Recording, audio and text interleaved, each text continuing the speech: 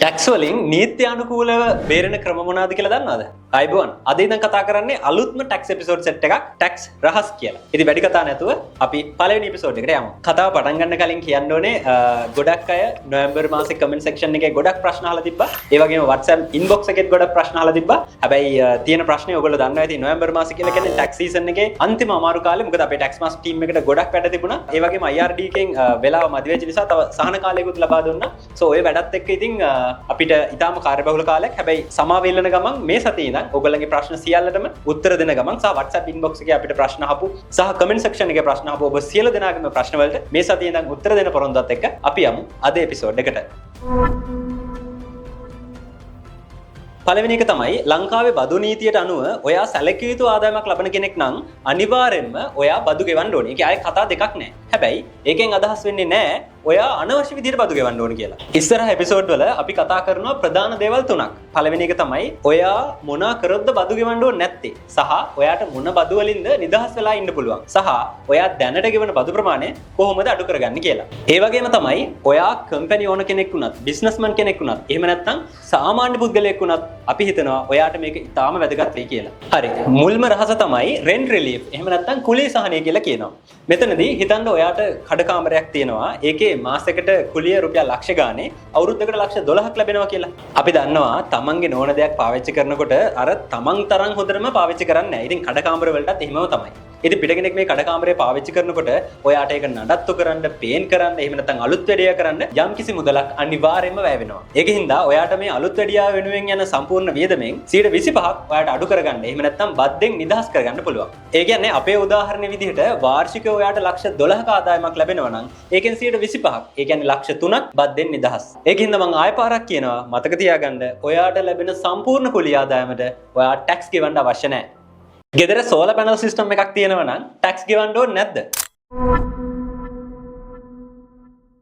අයිබෝන්. අද කතා කරන්නේ ටැක්ස් රහස්. එහෙම නැත්නම් බදු වලින් බේරෙන ක්‍රම අංක 2. මුලින්ම සෝලර් පැනල් සිස්ටම් එකක් සහ මේ ටැක්ස් අතර තියෙන සම්බන්ධය මොකක්ද? මතක තියාගන්න ඔයා ගෙදර සෝලර් පැනල් සිස්ටම් එකකින් විදුලි නිෂ්පාදනය කරනවා කියලා කියන්නේ ඒක රටක් වශයෙන් රජයට ලැබෙන සහයෝගයක්. ඒ වගේම ජාතික සේවයක්. ඒක නිසායි ඔයාට රජයෙන් මේ බදු නිදහස ලබා දෙන්නේ. ඒ වගේම තමයි ඔයා ගෙදර විදුලිය නිෂ්පාදනය කරලා ඒක රජයට එහෙම නැත්නම් ජාතික විදුලි බල මණ්ඩලයට ලබා දෙන්නේ නැත්නම් ඔයාට මේ බදු නිදහස ලබා ගන්නත් බෑ.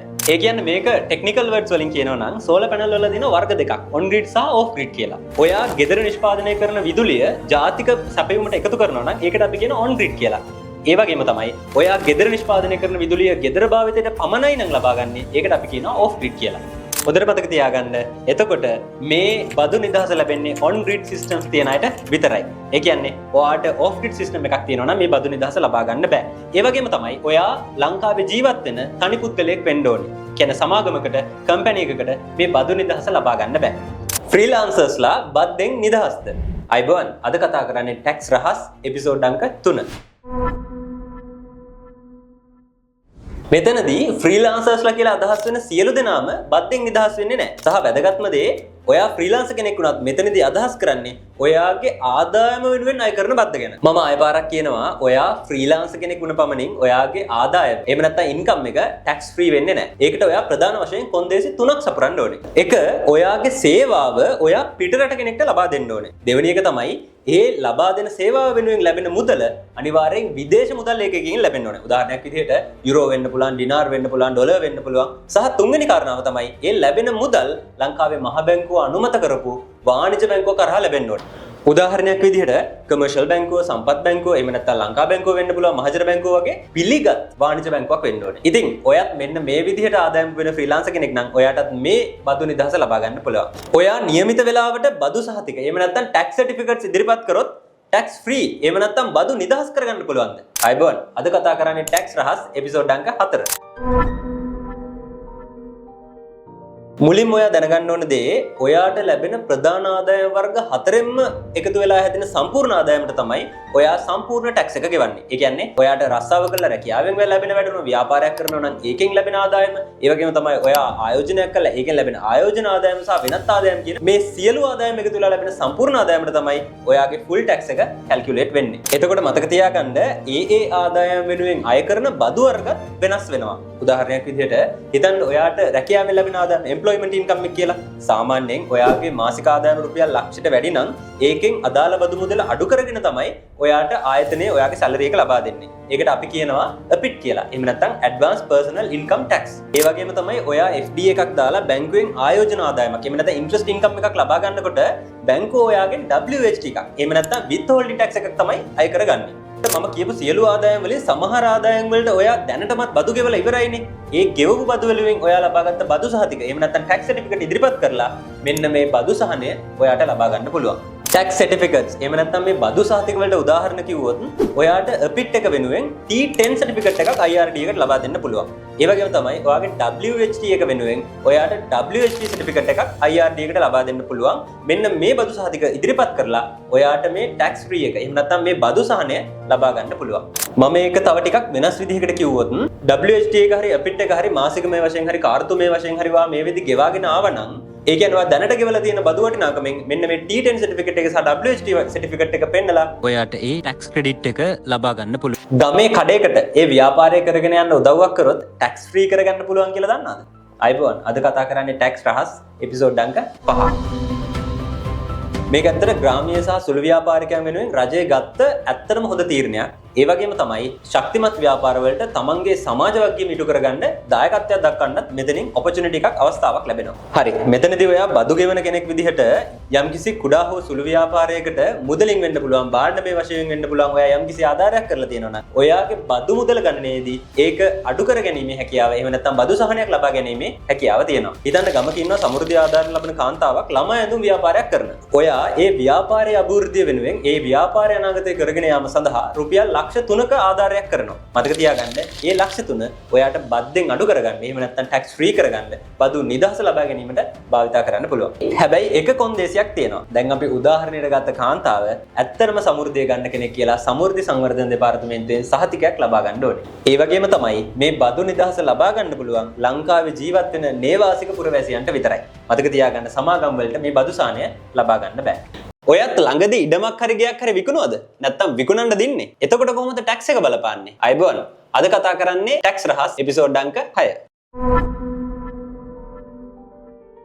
මුලින්ම ඔයා දැනගන්න ඕන දේ තමයි ඉඩමක් ගයක් විකුණනකොට ඒකට බදු සම්බන්ධයෙන් එහෙම නැත්නම් ටැක්ස් සම්බන්ධයෙන් අදාළ වෙන දේ තමයි කැපිටල් ගේන්. එහෙම නැත්නම් අපි ඒකට කියන ප්‍රාග්ධන ලාභ කියලා. මොකද රජය බලාගෙන ඉන්නේ ඔයා වත්කම් මෙහෙ කරනකන් ඉඳලා ඒකෙන් කොටසක් අය කරගන්න. ඒකනේ අපි බදු ගන්නවා කියලා කියන්නේ. එතකොට ඊළඟට එන ප්‍රශ්නේ තමයි මොකද්ද මේ කැපිටල් ගේන්? එහෙම නැත්නම් ප්‍රාග්ධන ලාභ කියලා කියන්නේ. මතක තියාගන්න ප්‍රාග්ධන ලාභයක් කියලා කියන්නේ ඔයාට අයිති ස්ථාවරවත්කමක් විකුණලා ඒකෙන් ලබන ලාභයට තමයි මේ ප්‍රාග්ධන ලාභ කියලා කියන්නේ. උදාහරණයක් විදිහට ඔයාට ඉඩමක් ගොඩනැගිල්ලක් එහෙම නැත්නම් බිල්ඩින් එකක් තියෙනවා නම් ඒක විකුණුවට පස්සේ ඔයාට ලැබෙන ලාභයට එහෙමත් නැත්නම් ෂෙයා මාකට් එකේ ඔයාට ඇති ෂෙයාස් ප්‍රමාණයක් විකුණලා ඒකෙන් ලබන ලාභය මෙන්න මේ ප්‍රාග්ධන ලාභ කියන කොටසට තමයි අයිති වෙන්නේ. හරි. අපි තව ටිකක් මේක සරල කරලා ඉලක්කම් වලින් පැහැදිලි කරගත්තොත් ඔයා හිතන්න ඔයා ඉඩමක් ගන්නවා රුපියල් ලක්ෂ 10කට. ඔයා ටික කාලයක් ඒ ඉඩම තියාගෙන ඉඳලා විකුණනවා ඒක රුපියල් ලක්ෂ 20කට. එතකොට මතක තියාගන්න ඔයා විකුණපු ගාණ, ඒ කියන්නේ ලක්ෂ 20න් ඔයා ගත්ත ගාණ අඩු කරපුවම ලක්ෂ 10ක් එනවනේ. අන්න ඒකට තමයි අපි කියන්නේ ප්‍රාග්ධන ලාභ. එහෙම නැත්නම් කැපිටල් ගේන් එකක් කියලා. එතකොට මෙන්න මේ ලාභයට අය කරන බද්ද තමයි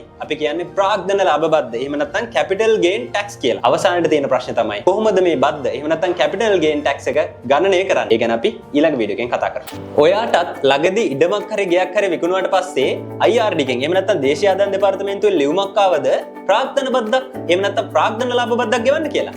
අයිබෝන්. අද කතා කරන්නේ ටැක්ස් රහස් එපිසෝඩ් අංක 7. කලින් වීඩියෝ එකේ පොරොන්දු වෙච්ච විදිහටම ප්‍රාග්ධන ලාභ බද්ද කොහොමද ගණනය කරන්නේ කියලා.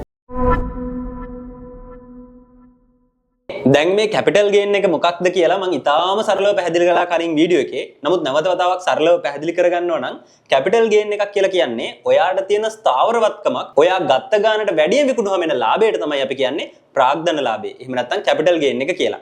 අන්න ඒකෙන් රජය බද්දක් ගන්නවා. ඒ බද්දට කියනවා අපි ප්‍රාග්ධන ලාභ බද්ද. එහෙම නැත්නම් කැපිටල් ගේන් ටැක්ස් එක කියලා. හරි. එතකොට අපි බලමු මේක කොහොමද ගණනය කරන්න කියලා. කලින් විදිහටම අපි ඉඩමක උදාහරණයකින් මේක පැහැදිලි කරගමු.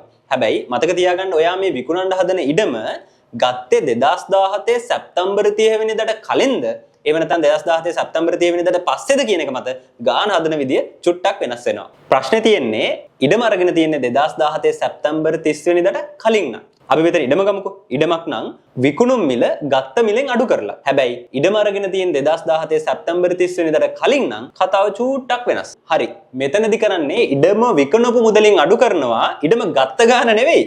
2017 සැප්තැම්බර් 30 වෙනිදාට ඉඩමේ වටිනාකම. එතකොට මේ විකුණපු මුදලින් ගත්ත ගාන අඩු කරාට පස්සේ එනවා ලාභය. ඒ කියන්නේ අපි මෙතනදී කියනවා නම් ප්‍රාග්ධන ලාභය. අන්න ඒ එන ප්‍රාග්ධන ලාභයට 10%ක් තමයි ටැක්ස් එක වෙන්නේ. ඒ කියන්නේ මතක තියාගන්න මෙතනදී බදු ප්‍රතිශතය වෙන්නේ 10%යි. දැන් මේකට ඇත්තටම ප්‍රායෝගික හේතුවකුත් තියෙනවා මෙහෙම කරන්න. මොකද 1890 කාලෙදි වගේ ගත්ත ඉඩම් තියෙනවා වටිනාකම රුපියල් 100යි. නමුත් වර්තමානයේ වෙන විදිහට ඒකේ වටිනාකම රුපියල් ලක්ෂ 100ටත් වැඩි වෙලා. එතකොට සාධාරණ නෑනේ කලින් වටිනාකම අඩු කරන එක. එන්නේ ඒ නිසා තමයි 2017 සැප්තැම්බර් 30 වෙනිදාට තියෙන වටිනාකම අපි ගන්නෙ.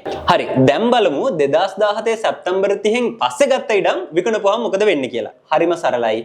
කරන්න තියෙන්නේ විකුණපු ගානෙන් ගත්ත ගාන අඩු කරනවා. එතකොට එනවා ලාභය නෙමෙයි මොකද්ද? ප්‍රාග්ධන ලාභය. ඒ වගේම තමයි කලින් විදියම තමයි මතක තියාගන්න ඒ ලාභයට 10%ක් තමයි බදු ප්‍රතිශතය වෙන්නේ. දැන් මම ආය පාරක් මතක් කරනවා. හොඳට මතක තියාගන්න මම කිව්වේ බදු ප්‍රතිශතය කියලා 10%යි. හැබැයි බදු ප්‍රතිශතය 10%ක් වෙන්නේ ඔයා තනි පුද්ගලයෙක් වෙනවා නම් විතරයි. මතක තියාගන්න මේ ඉඩම හෝ යම්කිසි ස්ථාවරත්වම තියෙන කම්පැනි එකක නමට නම් මතක තියාගන්න බදු ප්‍රතිශතය 30% වෙනවා. ප්‍රාග්ධන ලාභ වලට ටැක්ස් ගෙවන්න නැතුව ඉන්න පුළුවන් ක්‍රම තියෙනවද? අයබෝන් අද කතා කරන්නේ ටැක්ස් රහස් එපිසෝඩ් අංක 8. අපි කලින් වීඩියෝ වල කතා කරා මේ කැපිටල් ගේන් ටැක්ස් එක කියන්නේ මොකක්ද? මේ කැපිටල් ගේන් ටැක්ස් එක එහෙම නැත්නම් ප්‍රාග්ධන ලාභ වලට අදාළ බද්ද කොහොමද ගණනය කරන්නේ වගේ දේවල්. අද කතා කරන්නේ හොඳට මතක තියාගන්න ඔයාට ප්‍රාග්ධන ලාභයක් ලැබිලත් ඒකට ටැක්ස් එක ගෙවන්න නැතුව එහෙම නැත්නම් බද්දෙන් නිදහස් වෙලා ඉන්න පුළුවන් ක්‍රම ගැන. මෙතන ප්‍රධාන අවස්ථා කීපයක් තියෙනවා. පළවෙනි එක තමයි ඔයා ඉඩමක් විකුණලා ඒකෙන් ලැබෙන ලාභය වර්ෂයකදී රුපියල් 50000ට අඩු නම් ඔයාට බද්ද ගෙවන්න අවශ්‍යතාවයක් නැහැ. දෙවෙනි අවස්ථාව තමයි ඔයා එක ඉඩමකට වැඩි ඉඩම් සංඛ්‍යාවක්. ඒ කියන්නේ ඉඩම් කීපයක් විකුණලා ඔයාගේ සම්පූර්ණ ලාභය රුපියල් ලක්ෂ 6ට අඩු නම් වර්ෂයකදී ඒත් ඔයා මේ බද්ද ගෙවන්න අවශ්‍ය නැහැ. ඒ කියන්නේ බද්දෙන් නිදහස්. තව විශේෂ කාරණාවක් තියෙනවා. හිතන්න ඔයා පදිංචි වෙලා ඉන්න ඉඩම විකුණනවා කියලා. එතනදී කොන්දේසියක් තියෙනවා. ඔයාට මේ ඉඩම අවුරුදු 3කට වඩා අයිති වෙලා තියෙනවා නම් සහ ඒ ඉඩම ඔයා අවුරුදු 2කට වඩා පදිංචි වෙලා ඉන්නවා නම් මතක තියාගන්න ඒ විකුණන ඉඩමටත් ඔයාට ප්‍රාග්ධන ලාභයෙන් එහෙම නැත්නම් කැපිටල් ගේන් ටැක්ස් එකෙන් ඔයා නිදහස්. තව ටිකක් තේරෙන්න මම ආයෙ පාරක් කියන්න. ඔයාට අවුරුදු 3කට වඩා අයිති වෙලා තියෙන ඉඩමක ඔයා අවුරුදු 2කට වඩා පදිංචි වෙලා ඉන්නවා නම් ඒක විකුණනකොට ඔයාට කැපිටල් ගේන් ටැක්ස් එක අය කරගන්නේ නැහැ. තවත් ඊටාම වැදගත් දෙයක් තියෙනවා. මතක තියාගන්න ඔයා කොටස් වෙළඳපොලේ ඔයාට අයිති කොටස් ප්‍රමාණයක් විකුණලා ලබන ප්‍රාග්ධන ලාභයටත් මේ ප්‍රාග්ධන ලාභ බද්ද එහෙම නැත්නම් කැපිටල් ගේන් ටැක්ස් එක අදාළ වෙන්නේ නැහැ. ඔයාටත් ප්‍රාග්ධන ලාභ බද්ද ගෙවන්න කියලා IRD එකේ ලියුමක් ආවද? අයබෝන් අද කතා කරන්නේ ටැක්ස් රහස් එපිසෝඩ් අංක 9. ඔයාට කැපිටල් ගේන් ටැක්ස් එක ගෙවන්න කියලා ලියුමක් එනවා කියන එකේ අදහස තමයි ඔයා අනිවාර්යයෙන්ම ළඟදී ස්ථාවරවත්කමක් වගේ දෙයක් විකුණලා තියෙනවා. මම කලින් එපිසෝඩ් 3කම වගේ කතා කරා කැපිටල් ගේන් ටැක්ස් එක කියන්නේ මොකක්ද? ඒක ගෙවන්නේ කොහොමද? ඒක ගෙවන විදිය කොහොමද? ඒක කැල්කියුලේට් කරන්නේ කොහොමද වගේ දේවල්. අද කතා කරන්නේ ඒක ගෙවන්න කියලා IRD එකෙන් ඔයාට ලියුමක් ආවට පස්සේ මොකද කරන්න කියලා. ඒක මුලින්ම ඔයාට බදු උපදේශයකට කතා කරලා ඔයාට ගෙවන්න තියෙන බද්ද කීයද කියලා යම්කිසි දල අදහසක් ලබා ගන්න පුළුවන්. හැබැයි IRD එකට මේ බද්ද ගෙවලා විතරක් මදි. ඔයා මේක වෙනුවෙන් ටැක්ස් රිටර්න් එකක් එහෙම නැත්නම් බදු වාර්තාවක් සකස් කරන්නත් ඕනේ. අන්නේ බදු වාර්තාවට අපි කියනවා ප්‍රාග්ධන ලාභ ආදායම් වාර්තාව කියලා. හොඳට මතක තියාගන්න ඔයා මේ ඉඩම විකුණලා එහෙම නැත්නම් සේල් එක වෙලා දවස් 30ක් ඇතුළත මේ වාර්තාව IRD එකට එහෙම නැත්නම් දේශීය ආදායම් දෙපාර්තමේන්තුවට යවන්න ඕනේ. ඒ වගේම තමයි මම කලින් කියපු දේවල් වලින් එකක් හරි ඔයා අතින් හරියට වෙලා නැත්නම් තමයි IRD එකෙන් ඔයාට ලියුමක් එවලා තියෙන්නේ. ඉතින් මේ වගේ ප්‍රශ්න ඔයාටත් තියෙනවා නම් අනිවාර්යයෙන්ම අපිට WhatsApp message එකක් දාන්න අපි කතා කරමු. මේ වීඩියෝ එක තව කාට හරි වැදගත් වෙයි කියලා හිතනවා නම් දැන්ම share කරන්න. මේ වගේ ටැක්ස් අප්ඩේට් එකකින් ආයෙ පාරක් හම්බෙමු. මම කාවින්ද බාලසූරිය.